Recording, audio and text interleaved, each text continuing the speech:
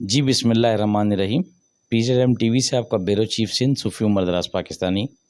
جیسا کہ آپ کو معلوم ہے کہ پی جے ایم ٹی وی کا کام عوام اور فوج کے اندر محبت، یکجہتی اور بھائی چارہ پیدا کرنا۔ پاکستانی قوم، آج جو ٹاپک ہے وہ ایک آپ کو آگاہی کے حوالے سے موضوع بھی ہے، ٹاپک بھی ہے اور ایک خبر بھی ہے۔ پاکستانی قوم، جس طرح آپ نے دیکھا کہ عزم استحکام ایک اپنا آپریشن جو ہے لانچ کیا گیا ہے، ہماری پاک فوج نے، ملک کے وزیر اعظم نے۔ پاکستانی قوم، کیا یہ کوئی پہلی دفعہ آپریشن لانچ کیا گیا ہے؟ یہ تو ضرب عضب، رد الفساد کے ہی آپریشن ہوئے ہیں۔ آخر کار اس آپریشن کے اوپر، فوجی آپریشن پہ اتنی چیخیں کیوں؟ کیا وجہ ہے؟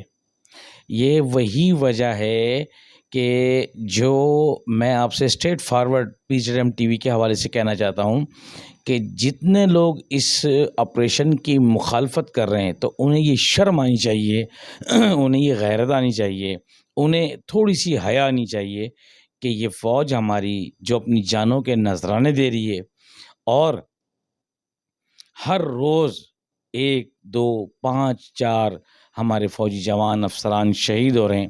کس کے لیے؟ پاکستان کے لیے، پاکستان کی عوام کے لیے۔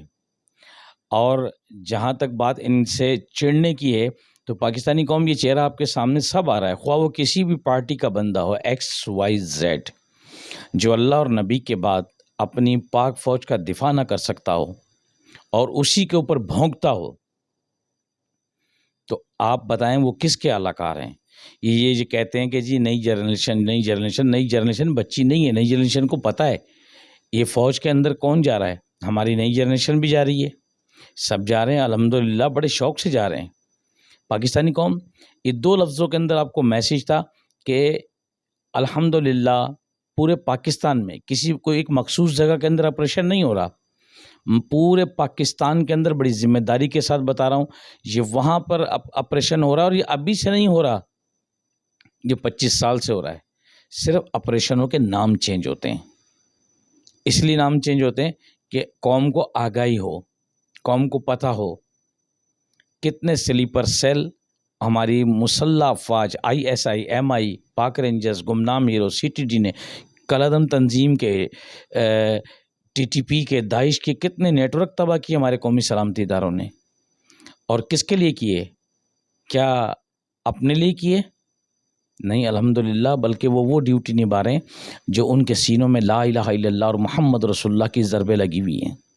اور جو شخص بکواس کرتا ہے، زبان درازی کرتا ہے، تو میں آپ کو پھر یہی کہوں گا کہ وہ فوج کے اوپر جو بھی بھونکتا ہے اسے اتنی شرم ضرور آنی چاہیے کہ اللہ اور نبی کے بعد یہ ملک کے محافظ ہیں تو یہ ملک ہے۔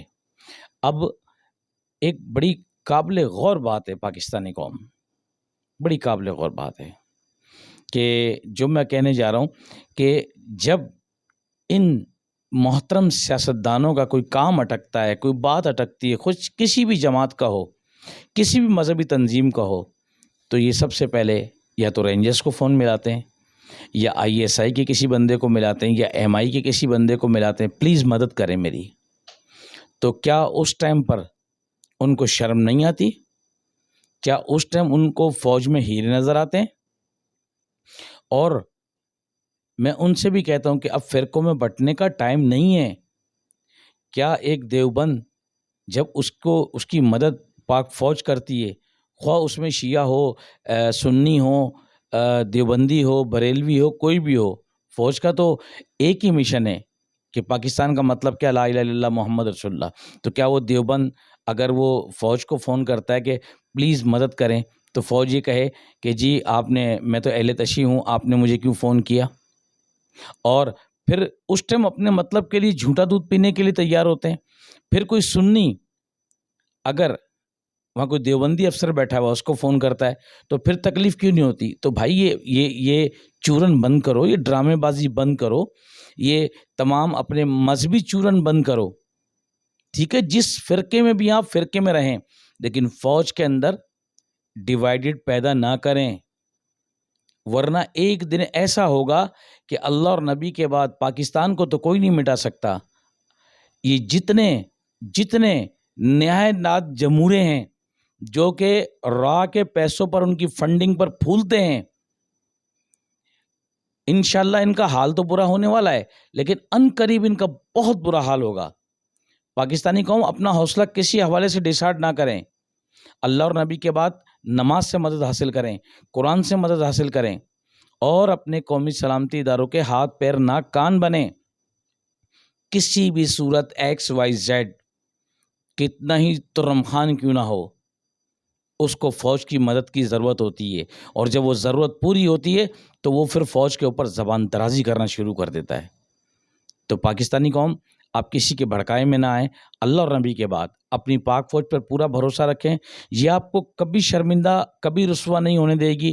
اور تمام یہ جو آج مہنگائی لوڈ شیڈنگ فلانا، کیا اس کی ذمہ دار فوج ہے؟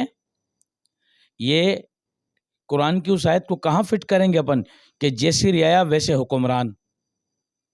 تو ہمیں خود بھی سوچنا چاہیے پاکستانی قوم، ووٹ دیتے وقت کہ ہم ووٹ کس کو دے رہے ہیں۔ تو برائے مہربانی تمام میری سیاسی جماعتوں سے، سماجی جماعتوں سے اور مذہبی جماعتوں سے ریکویسٹ ہے کہ ہم ایک اللہ اور ایک رسول کو ماننے والے ہو جائیں، اور اس پرچم کے، پاکستان کے پرچم کے سائے کے نیچے ایک ہو جائیں، تب ہم انشاءاللہ دشمن کا بھی مقابلہ کریں گے، ورنہ ہمیشہ دشمن فوج اور پاک فوج اور اداروں کے درمیان عوام سے دوری پیدا کرتے ہیں۔ یہ کون کرتے ہیں؟ یہ وہی سلیپر سیل کرتے ہیں۔ تو انشاءاللہ العزیز ہم سب ایک ہیں۔